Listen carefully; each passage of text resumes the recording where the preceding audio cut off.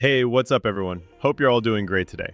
Let's be real, 2025 has been wild for gaming. Open worlds got bigger, horror got darker, and FPS games, they're faster, meaner, and more intense than ever. So today we're diving headfirst into the dark. This is the top 10 survival horror, open world, and FPS PC games you need to play in 2025. Whether you love the fear of the unknown, the freedom to explore massive maps, or the raw chaos of gunfire, this list has it all. From creepy atmospheres to brutal shootouts, these games aren't just fun, they're unforgettable. So let's go.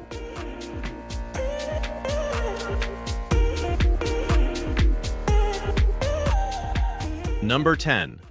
S.T.A.L.K.E.R 2, Heart of Chornobyl. In the shadows of a radioactive wasteland lies a world where bullets aren't your only threat, your own mind is. S.T.A.L.K.E.R 2 drops you deep into the zone. Open, brutal, and alive with danger. You're not the hero here, you're just another soul trying to survive in a place that doesn't want you to. Dynamic AI hunts you, storms roll in like death itself, and every choice you make can end in tragedy or triumph. With jaw-dropping visuals, eerie atmosphere, and a story that hits hard, this isn't just a shooter, it's a fight for sanity. If you're looking for something that crawls under your skin and never lets go, this is it.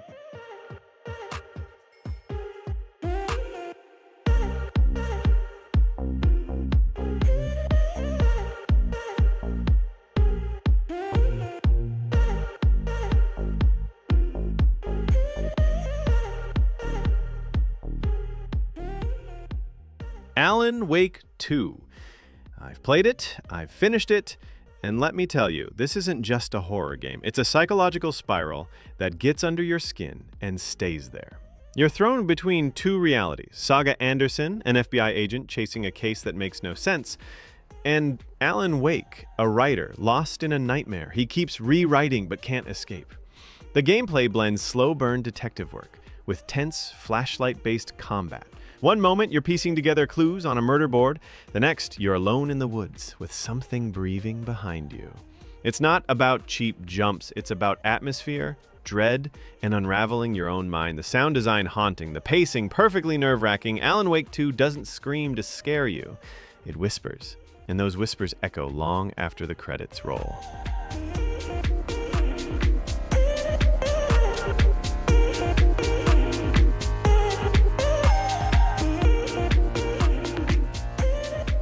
Pacific Drive is a survival game with a twist.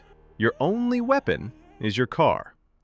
Set in a bizarre exclusion zone full of anomalies and shifting terrain, every run is a gamble.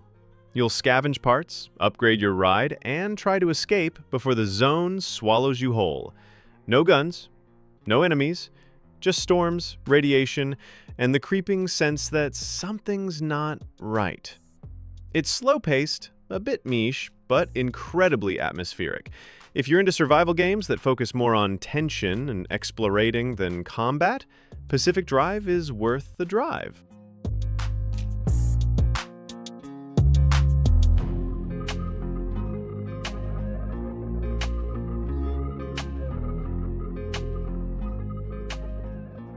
The Invincible is a slow-burn sci-fi adventure set on a deadly alien planet. You play as Yasna, a scientist searching for her lost crew, armed with nothing but old-school tech and a sharp mind. There's no shooting here. Instead, the tension builds through exploration, decision-making, and an eerie atmosphere that never lets up. Visually, it nails the retro-futuristic vibe inspired by 60s sci-fi. The pacing won't be for everyone. It's more narrative-driven than action-packed, but the payoff is worth it. If you enjoy games like Firewatch or Soma, this is a cerebral journey through isolation, mystery, and the unknown.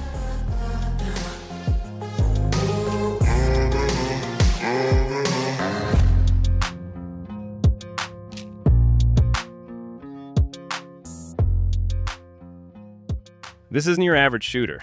Gray Zone Warfare throws you into a hyper-realistic combat zone where every step, every bullet, and every mistake matters. There's no minimap, no crosshair, just you, your squad, and the silence between gunshots. It's slow, tense, and brutally unforgiving. The open world map is massive, alive with enemy AI and other players, blending PvE and PvP into one chaotic mess. Communication isn't optional, it's survival. The gunplay feels grounded and deadly, and the atmosphere, pure tension. It's not for everyone, but if you're looking for immersion over instant action and tactics over twitch reflexes, Gray Zone Warfare is the real deal.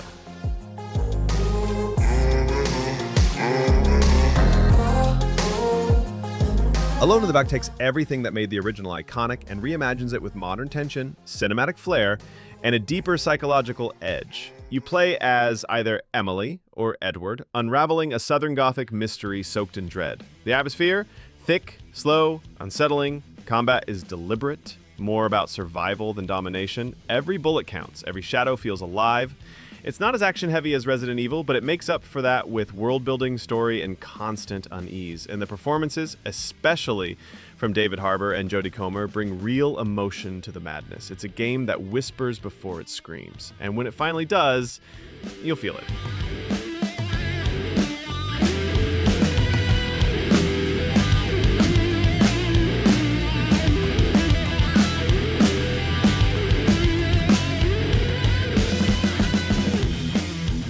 I didn't expect much from this one, but once I pulled the trigger, I was sold.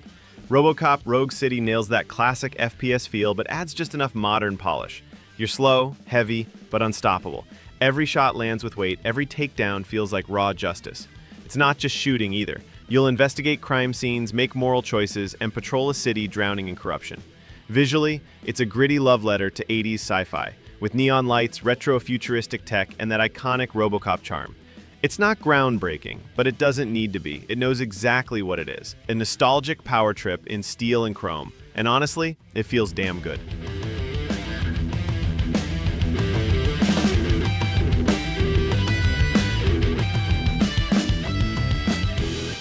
Number 3. Sons of the Forest. If you thought the forest was scary before, you haven't seen anything yet. Sons of the Forest takes survival horror and cranks everything up. Bigger map, smarter enemies, and way more ways to die. You're dropped into a remote island after a helicopter crash, and from the moment you wake up, it's survival mode. You build, you scavenge, you fight off terrifying mutant cannibals, and this time, you're not alone. The AI companions, especially Kelvin, change how you play. They gather supplies, watch your back, and make the whole experience feel human. It's intense, it's brutal, but it's also surprisingly beautiful. If you love open world survival with real challenge, Sons of the Forest is one of the best in years.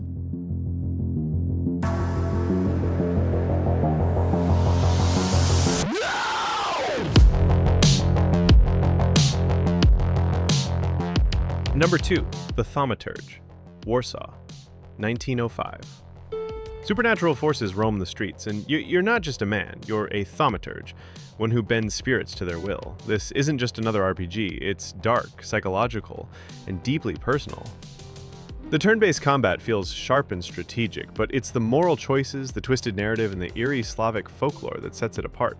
Every conversation matters, every demon you summon, a reflection of your own flaws.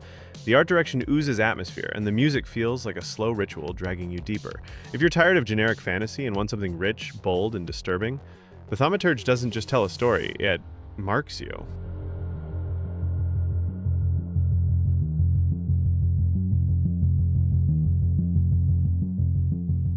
After all the drama, delays, and backlash, the day before somehow came back and delivered. The full release isn't perfect, but it's a massive leap from the broken early build.